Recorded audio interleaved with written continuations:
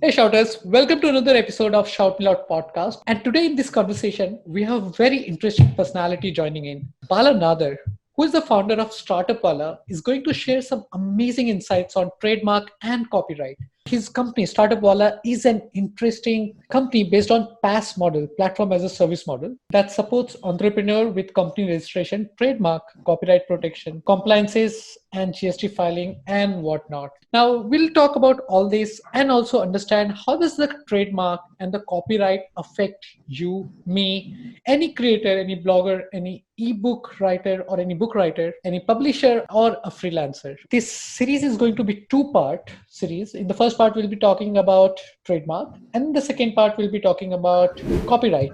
So with that, pass this ball to Bala. Hey Bala, thank you for joining for this conversation. Hi Harsh and hi guys who are listening to this. I'm very happy to be part of this particular session. I have been knowing Harsh for a very long time. He's one of India's number one bloggers. I'm grateful that he got me here.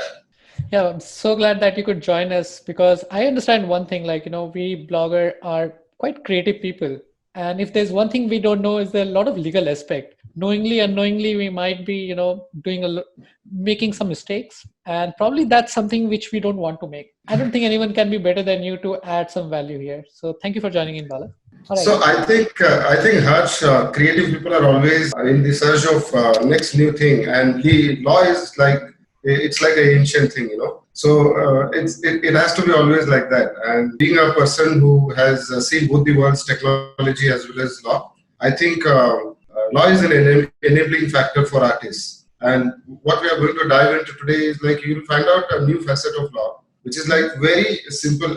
In fact, according to me, law is like a music. It's only the tuning of that music is wrong in the society as of now. So we both are artists in one or the other way. So when you hear a music and a very low tune, you'll not make sense of it. And when the tuning is very high, in that case also you'll not enjoy it. So the tuning has to be right. So StartupWala is an organization which helps people to understand law in the right tuning. Nicely put. Law is like a music. And yeah, so definitely. So Bala, what's your journey has been? How did you start it and how the idea of Startup Wala came into your mind? So I'll tell about myself and then about StartupWala. I'm a practicing company secretary, certified company secretary, also a trademark attorney. I've been running this company for last 10 years, and StartupWala is like it basically supports busy entrepreneurs to handle their startup legalities and legal documentation so that they worry less and focus more on their dream business. You know? So we call ourselves as not as legal service providers, but focus providers, you know. So every service provider has to see that how his audience or customers would be enabled to focus on their core things. We are into this space, but the entire legality is taken care of on an online platform. For an entire decade, we have been doing everything online. So we are a cloud-based organization. So starting from sending an inquiry till the delivery and the post-delivery, everything is taken care of by digital platform. That is StartupWala.com. We started off as a very conventional legal services firm in 2009. We realized that internet is a core thing which can connect us to all those people who come from the remotest of remote places in India. So today we have successfully helped entrepreneurs from Kargil to Kanyakumari, from Tinsukia in Assam to Bhuj in Gujarat. So these are the extreme railway stations of India. Kargil is not the final railway station. Baramulla is the railway station. But Kargil is the extreme final point of India as far as today's territorial things are concerned. So there is no city in India which we have not serviced. There is no town in India which we have not serviced. So that's our achievement, in fact. So we don't look at our success from the financial point of view. We look at the reach which we have created, the accessibility which we have given. And that too in a space which is like legality, which is confusing, complex. The perception is not good in terms of legality is concerned. But the reality is not so. Sure. So if I'm understanding it right, like you said, it's a cloud-based platform. That means even if I'm from Kanyakumari or Kargil and I need to register my company or do any kind of company legal work, like, filing a patent, trademark, I can contact you online and everything is done online, or do I need to physically visit you? How is it like? There is no physical visit to neither to StartupWala nor to any government authority anywhere. It is all you sitting at home, just having a printer in your home. You can do the entire incorporation of the process within 10 to 15 days. All the signing documents over an email, you have to print out, you have to sign them, scan it, and send it back to us. That's it. That's it. And there's no hustle fussle in this, no waiting in the line or something like that. Nothing, not at all, not at all. Okay, cool. So we'll touch base more about StartupWala in a bit, but let's jump to the core aspect of StartupWala. And I believe trademark and copyright is one of the core aspect of StartupWala offering. Is that? Yes, absolutely. So I'll tell you about StartupWala again because that number is like correlating to each other. So India is the third largest trademark application country in the world. Okay. The first is China, the second is US, and third is India. In this third, in last 80 years is the time frame within which the trademark and copyright was introduced here in India. So in this 80 years, we are the only company which has registered or applied more than 37,000 trademarks. 37,000 trademarks in India, and that too within 9 years' time. So we are India's largest and number one company as far as trademark application is concerned. India is the third largest. However, India has a scope of having around at least 3 crore trademarks in coming decade. 3 crores. Today, the entire number is only 35 lakhs. All the applications done in last 80 years is only 35,000. So question on this, who are these people who usually go for trademark and copyright stuff? So Harsh, basically there is very less of an awareness. And the reason is the lawyers and the trademark attorneys and we people, we could not reach out to the people in the manner in which we should be reaching out. If you take China applies 37 lakh trademarks every year. 2017-18 WIPO report is 37 lakh trademarks. The entire 80 years application of India is only 35 to 36 lakhs. Think of a framework in which China is operating. Every product, every business has to register a trademark. That's what their policy is. Just to give an idea for those who actually don't understand trademark, and I totally believe that awareness is the biggest problem here. What actually trademark is? What are the things one should know about trademark? So I'll give you a context from the individual perspective. I mean, now your name is Harsh and my name is Bala. If somebody calls you Vijay, you will never ever look at that person, right? Sure. The same way, you have this name registered in your family records and stuff. There is a registration as soon as birth takes place. No? If you want to change your name, you'll have to do a lot of hassle bustle. True that. So somebody is registering a child's name as soon as the person is born. However, people are not registering their company name when they are when they're branding and when they're selling products and services day in and out. So registering this name is very, very important. Now, for example, there are many cases. I mean, food industry is a very classic industry. In South India, there is a brand name called as Iyengar Bakery. There are more than 25,000 Iyengar bakeries in South India itself. Oh, yeah. You go and see a bakery, there would not be a name without having this Iyengar there. So who is the one who's at the loss in this and what somebody can do about the first person who had a bakery, who nurtured this bakery and popularized this bakery in south of India is the loss maker one. His family, his legacy, that could not protect this particular brand name because they did not register this trademark, applied this trademark. Interesting. And there is every bakery which is selling under his name today. So can he do anything now to protect his brand or the time is gone? Yes, they can protect even today at this point in time also. They have to only showcase that we are the first people who did this and these are the documentary evidence of it. They have to go and apply for this particular brand name and then say that the other people cannot use this name in their stores. But the originator himself is not there, probably. Okay. I believe it's a very old bakery, I guess, Alingar, right? Yes, more than 70, 80 years old. So let's bring it to the perspective of today. Now, let's say I have a bakery name, let's say Albake Bakery, okay? Yes, now, what is the first thing I need to do? Do I need to, what is the first step? Even before naming the brand name, you should apply for a trademark. That's the primary requirement. why this is required. Because you are running a small bakery, you might have taken so much of credit loan, you wanted to popularize it, you spend so much of money here. And by chance, if the bakery takes off, you should get the benefit of it, right? So now in a physical format, it's very, very essential that no other person copies this name and uses it in a same format or a similar format. In Delhi, if you are popularizing this particular brand, tomorrow somebody comes from Gurgaon and he opens the same name there and says that we are also selling under Albake Bakery. What happens is somebody who has tasted your food here in Delhi is also visiting to Gurgaon. Now he is telling people that this bakery is a fantastic bakery. All my friends should go there. What is happening is this is called as passing off. So you are passing off, that other person is a passing off guy who is infringing the brand name of yours and passing the product as if this brand is his. So this is very, very important. I mean, tomorrow if you start a distribution, you become big, this bakery becomes big, and they distribute bakery items to Gurgaon, people will not buy from you. They will say that Albake Bakery is there already. So that passing on is a legal term, if I'm not wrong, or it's a technical term. So it's very simple. Passing a product of which is not of an originator. Like I am passing my product as your products to somebody else and taking benefit of it. Okay, so now let's bring it back to the dimension of entrepreneur, bloggers, and freelancer. Now, usually bloggers, what they do is like they just go and register a domain name. That's the standard practice. Now, freelancer usually start as a proprietor, and they probably, if in future they open a company, maybe LLC or one person company, and then they think of a name.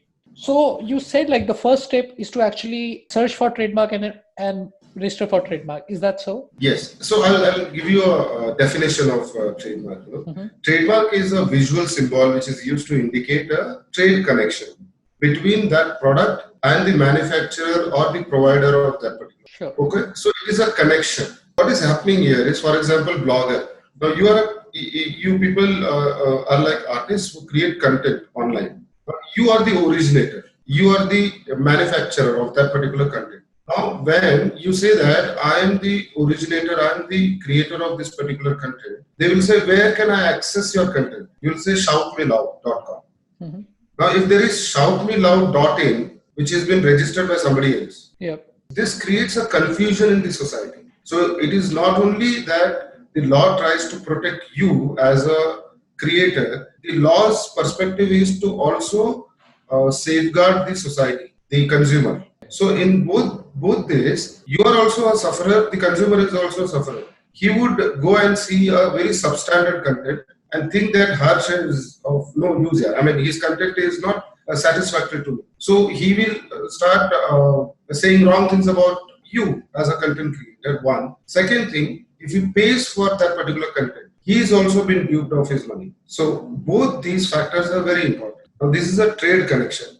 Indirectly, the simplest thing is that it helps people to recognize that he is the person who is go-to person for this particular activity or this product or this service. Is what trademark is all about. I see. So basically, let's take example of ShoutMeLoud. Now I have ShoutMeLoud.com, and if somebody it's registered, I have trademark and registration is done. And what happens if somebody actually starts something like ShoutMeLoud.in or ShoutMeLoud.net?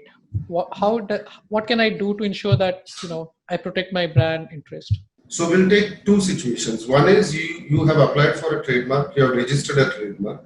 In that situation, what will happen? And you have not applied for a trademark. In that situation, what will happen? So if you have applied for a trademark, it is a very straightforward situation wherein you send a legal notice asking for cease and desist. Okay. Cease and desist means stop. In simple terms, you stop using this particular website. One. You also pay me damages for misusing my brand name. These are two things which via letter or email you can send it to that person, and he or she has to stop it. If they don't do this, then you can file a case against them and there can be an action initiated. But if you are not registered, if you have not applied for a trademark, then the benefit of doubt, you don't get that first user advantage. Sure. Then you will have to prove to the court that you are the first user of this particular brand name and somebody is copying and misusing it. And Now, by there are intentionally. great number of factors involved in it, which is very difficult to prove in front of the court. So trademark is like having a birth certificate, showcasing to hundreds of people that this is my identity. If that identity is not there, then you have to show so many things. He's my father, she's my mother. So there are so a number of things. Great, Bala. So if I'm getting it right, if somebody is actually copying my brand, like misusing my brand name to publish anything which is related to my own business or something else, which is what's that technical term that you use? Duping, passing off. Infringement and passing off. So if somebody is like passing off my brand, I can send them the cease and desist later, and I can also ask them to compensate for the damages. Yes. And this could be only done when I have actually registered my trademark. Yes, absolutely. Great. So I have 2-3 questions around this.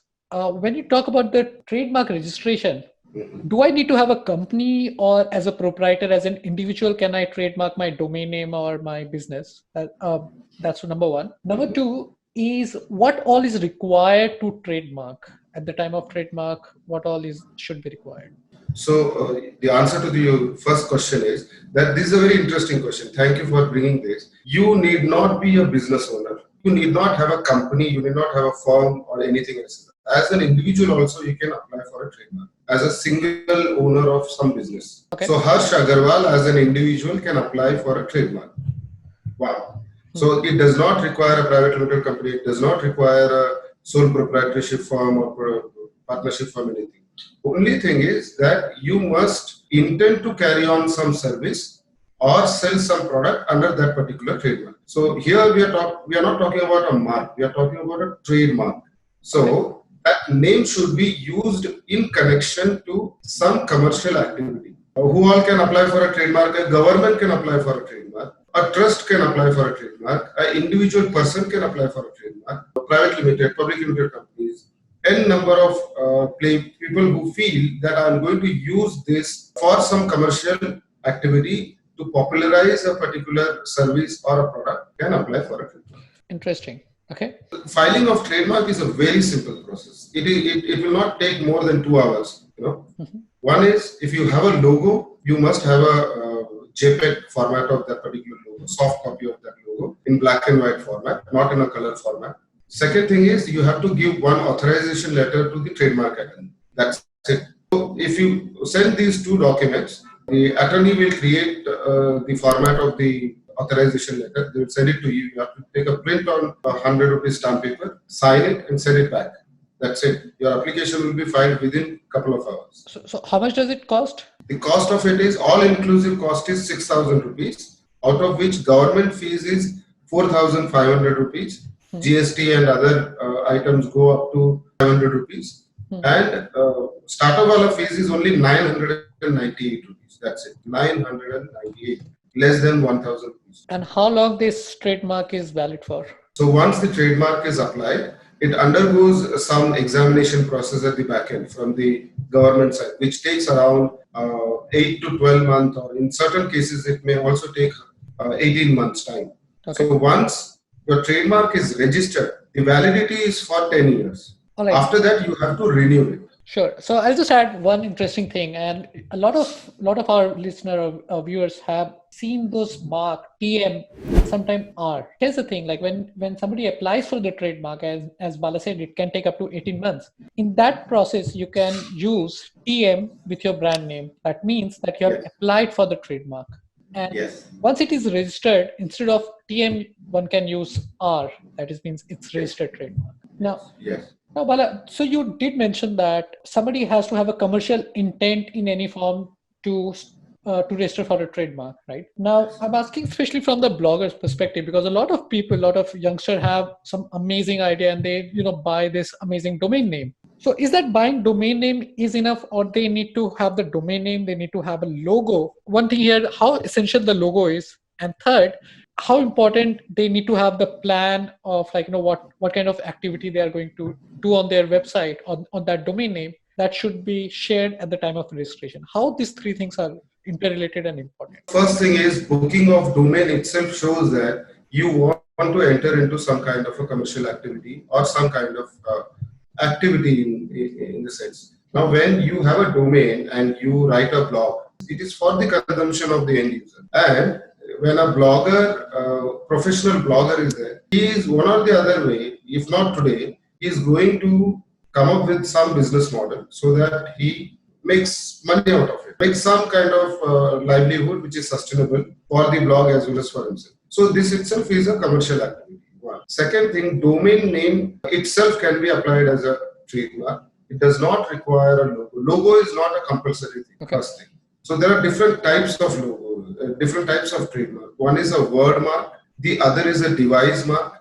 Device mark includes the logo, the design around that particular domain name or any company name. However, without logo, we can apply for a trademark. That's interesting. And do we need to apply some kind of writing that this is our intent with this business, or that is not necessary? No, not at all. Not required. Only thing is some clarification would be required. For example, if you have, like in case of ShoutMeLoud, there is one loudspeaker which is there.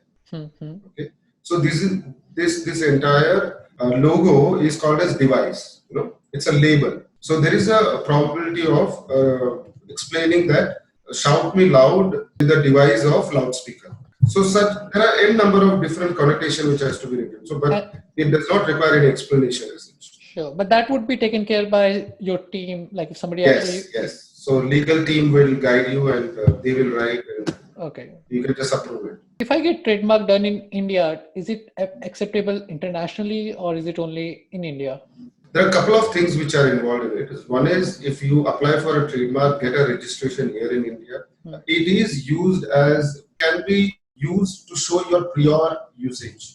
Prior usage in the sense, for example, you are going for an application in US or somewhere else, or you want to do some business, and there somebody is asking for that. Okay, now show me your trademark. You can show that I am a registered trademark here in India. So in the trademark office, you can show it that I have prior usage. So based on that, you should give me a registration there in as well as commercially while doing business with some other trader, you can show this. However, to have an exclusive right in that particular country, you must apply for a trademark there also. So that's the safest thing which you should do. However, now interesting facts are coming in. So for example, internet-based businesses, they can be accessed from anywhere in the world. Internet-based sites or businesses, ICANN is one in the sense which registers the domain.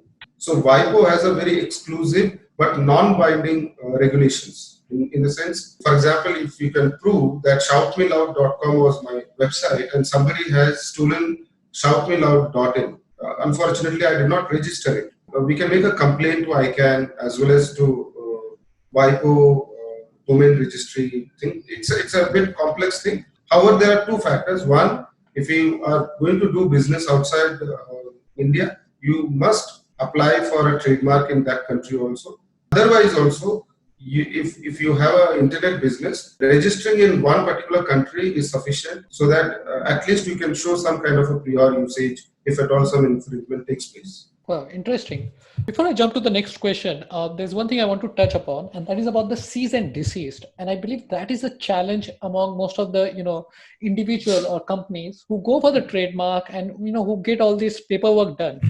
But tomorrow somebody misuses the brand name, probably start a similar website using the same name. Where can somebody go to send that cease and desist letter? Like, can it be done by an individual themselves, or they need to hire a legal counselor, or is there a platform where this could be taken care of? So there are two ways. One is that an individual can draft a letter which is like in a plain common man's language and send it across. Otherwise, you can just inform the service provider like StartupWala. Our attorneys can help you with 1,000, 2,000 rupees. We can draft a professional legal cease and desist letter and send it across on your behalf to them. You can yourself draft it and send it to them. So that is one. Yeah, as far as implementation of a cease and desist is concerned, this notice is compulsorily required. Without this notice, you cannot go and complain to any authority as such. Now, trademark and copyright both are interrelated subjects. Trademark, the implementation of or stopping somebody has only two ways. One is if that other person has applied for a trademark in the trademark registry, you can oppose it, oppose that particular brand name by filing opposition notice in the How do somebody get to know that somebody has applied for trademark of my brand, similar brand? So there are two ways. One is that they come across this competitor misusing it and then informing it to the trademark attorney, and trademark attorney helping them with filing this particular application. One. Second thing is the service providers like StartupWala. We keep monitoring the brand names. For example, if we apply for a brand name called ShoutMeLoud, we will have a team which will be monitoring that if somebody else is using this particular brand name in the same class of industry or not. If somebody is coming up with the same or similar brand name, we will intimate the owner and they can take action. Interesting. And if I'm not wrong, Bala, I think like you are moving from PaaS to more SaaS kind of model, or it's a hybrid of both? It's a SaaS. It's a SaaS. It's not PaaS. Okay. Yeah. So tomorrow, if I need to monitor my brand, like right now, believe you said like your team is monitoring, but if I need to monitor my brand on your dashboard, are you adding such kind of facility? Yes, absolutely. So in last 1 decade, we have digitalized the entire backend processes. So right from lead creation till the delivery, everything is taken care of through our backend CRM systems and other softwares. However, now we are at a very interesting stage wherein within a month's time we are coming up with a customer-facing web application and mobile application. Wherein now you have applied for a couple of trademarks. You can monitor what is the stages of that particular, what is the current status of that trademark. You can go and refresh the button and see that what is the status in the government website and stuff. This is one. Second thing, you can also monitor that particular trademark by in just a click of a button. Third thing is, even if you don't go log in and check this on a periodic basis, we will send you an email and notification wherein you will be intimated if there is a similar or same kind of a trademark.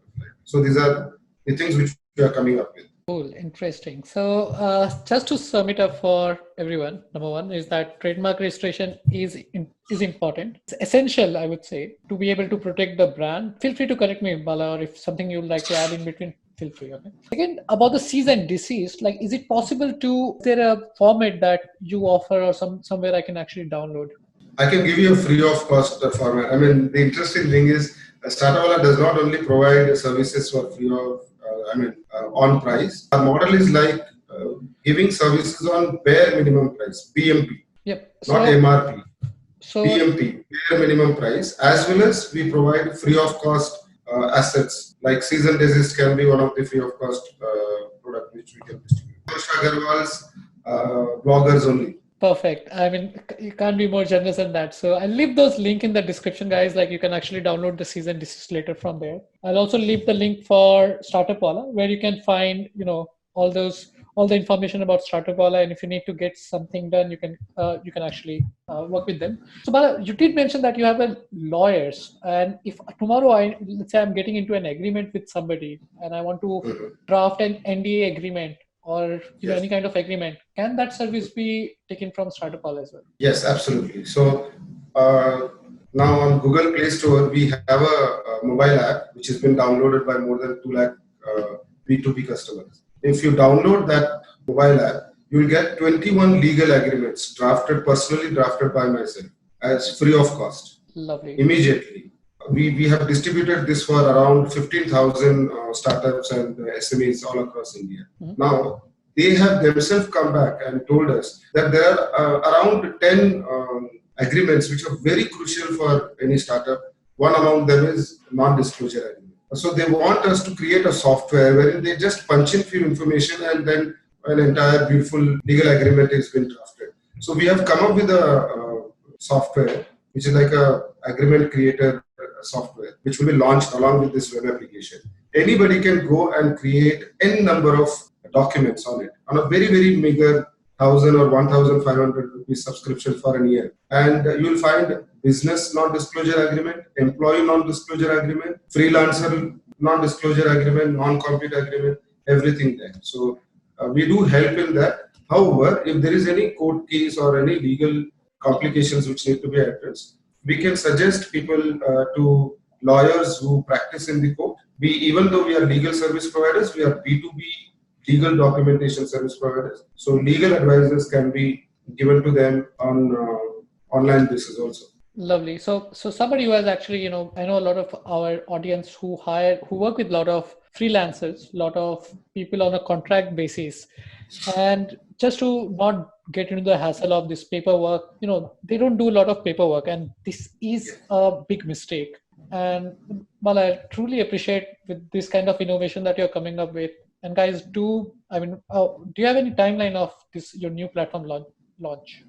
Within month, probably by the financial year start. Yeah. And by March end, we should be doing this. And the first community to inform this is ShoutMeLoud community. I'm sure that you would be in a position to give a beta version also to you guys to check free of cost. Lovely. So yes, guys, keep an eye on this. This kind of agreement will save you a lot of hassle in the future. I'll definitely touch base on those in the upcoming videos.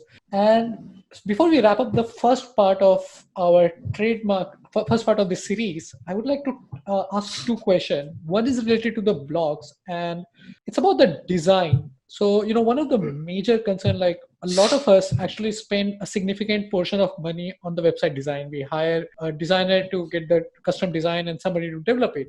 Now, somebody comes and simply, just replicate that design and use it for their business. What can we do to protect that, Bala?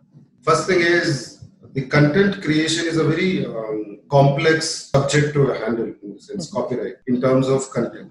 When you say that, sorry to cut you in there. Like, if it's a copyright issue, then we can discuss in the next segment. Yes, it is a copyright issue basically. All right. So, however, you had asked me offline that what all things a blogger has to, what are the assets which they have to trademark when they start with a blog. So first thing is the domain name. ShoutMeLoud is a very nice brand name, unique name. So you have to apply for a trademark for the domain name. One, if you have a company or an LLP, you must trademark the keyword of that particular brand name. For example, StartupWala Business Services Private Limited. Now, Business Services Private Limited is a structure name, activity name. What is the keyword here is StartupWala. I may have a website which is not StartupWala, something else.